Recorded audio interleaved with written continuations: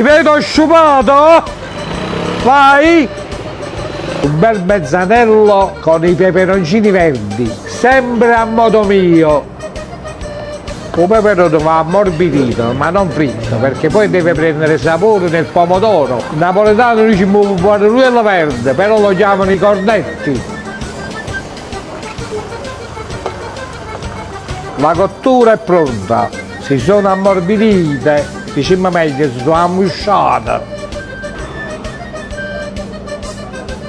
Mettiamo un po' d'olio d'oliva, lo spicchio d'aglio, basilico abbondante,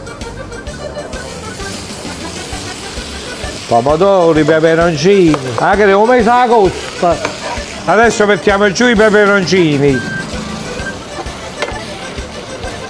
E come pappulea.